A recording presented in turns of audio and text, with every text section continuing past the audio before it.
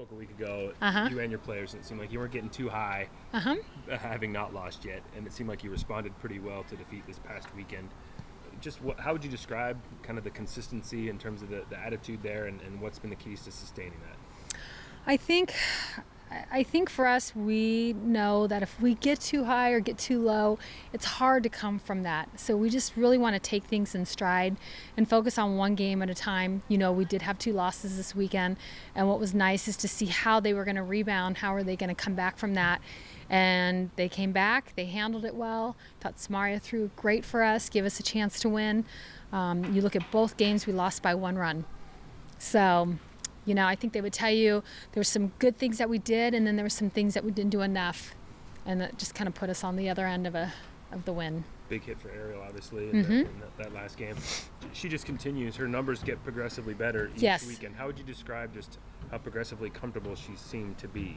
Well, I think she's starting to, not that she didn't have plans at the plate before, but I think she's starting to really understand how she wants to go about her at-bats. And just specifically what she's trying to accomplish. She just doesn't look like she's trying to do too much. She's taking what the pitcher's given her, and I don't know.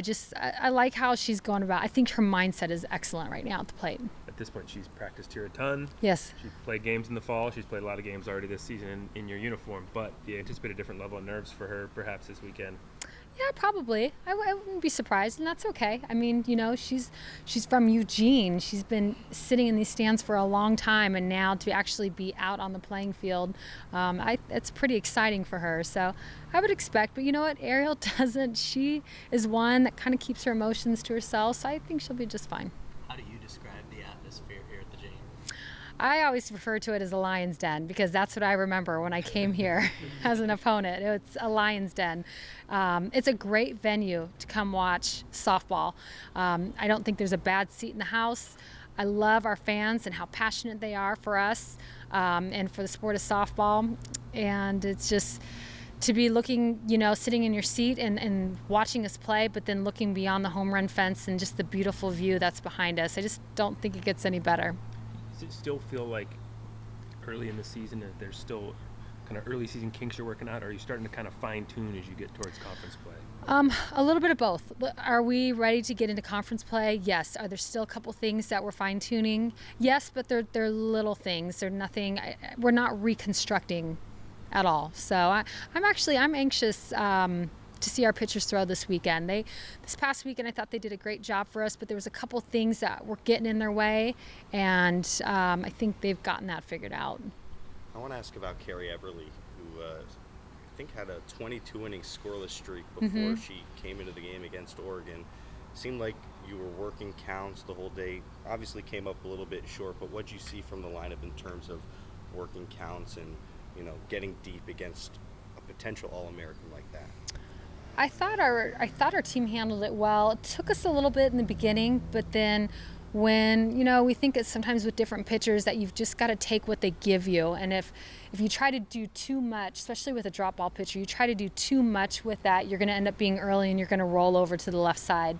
So they worked hard at working to the right side and understanding how to get the right bat angle, so that their swing is connecting with the ball. And what was cool is to see them working on it, and then it seemed like they finally got to it and to put some runs on the board. I thought our hitters gave us a chance to win, and I thought our pitchers did a good job. We just at times fell a little behind in the count and then just weren't finishing our counts. But to walk away with a loss, and it again being a 1-run loss, I think it says a lot for us. Now this weekend, Seattle University comes in, and they don't jump off the page in terms of their record, but they took one from Oregon State and Stanford within 1 run against Oklahoma and Arizona. What do you see from them? What do they bring to the table? And maybe talk a little bit about their rotation that they're bringing in. I think Seattle's a great program. I think their head coach has done a great job with them. We actually look at them as a top team that's going to come in and give us an unbelievable game. So I think they pitch well, they hit well, their defense is great. I think they've got all areas. So maybe they've fallen a little short in the win column, on a couple games. But I I think they're going to be a tough opponent. So I don't really get caught up in their wins and losses. I know what they bring to the table, and it's going to be a tough fight with them, with Portland, and also with LMU. So Before the season started, you talked about the importance of these non-conference trips that you took leading up to this. What did you see from your team? How did they grow during these first 4 weeks? yeah, it's funny because we were talking about we're in our 9th week overall, and they're just amazed with how fast it's gone by. But we've seen a lot of growth. I know early on we had some good success in Puerto Vallarta. We went to Houston, and we struggled a little bit in the first Houston game, and then it's like they found their voices. They found a way to create momentum in our dugout the rest of the tournament. And then I felt like from Houston that just took us on into each each weekend, and it allowed them to see that maybe we're not creating momentum at the plate, but we know how to create momentum from the dugout. We know how to, as a team, start to get things going when things are, we might be struggling. If we're behind in a game, that there's no panic, that we trust that this team is good enough that we're going to come back and we're going to score runs. So I think them understanding how to create momentum, how to trust each other, whether it's on offense, defense, or on the mound, and just to continue for us to strive to be better. I mean, that's the biggest thing is, what do we look like this weekend versus the weekend before? And you can definitely see the growth has been taking place. So that energy you talked about in the dugout wasn't Yeah. a one-shot deal. That's been sustained. Definitely. They know when we're trying to create something and we're not maybe necessarily able to create it on the mound or able to create it, at the plate, they know how to get it from the dugout. And that has gone a long way for us, for sure. Like, they feel really good about it. You can tell that they're connected. They play hard. They want to win the game for each other. They're a locked-in group, but I just love how they go about things as a team. What'd you see from Allie Bunker's approach at the plate last weekend? Yeah, great. I mean, her growth in 1 year, to go from the 2 spot and then to put her in the 4, and she's embraced it.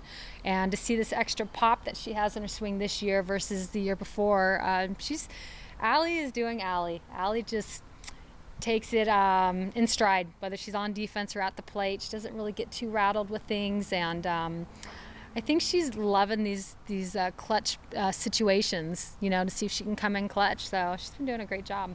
You think it's a matter of time before Jazz gets going? Yes, for sure. Sometimes that happens. She had a ton of success last year, and lots of times when that happens, it's easy for an athlete to maybe put a little pressure on themselves. And she's a great athlete. I love what she does on defense. She's a leader for us. I love what she does at the plate, and I'm not concerned. I think she'll get it figured out just fine. When you were talking about that energy that's sort of been created with this team, and some of that is they're rooming together. When they're on Yes. the road, they're spending a lot more time together. Now that you're back home, is there anything you can do to pull that energy over, or do you ever see that maybe energy lose a little bit because they're home, they're sleeping in their own beds? That they're not always with each Right. other. Yeah, you could see that, but I think this group is pretty united. Every day they show up ready to go. In the weight room, they show up ready to go. They enjoy their time that they spend with each other.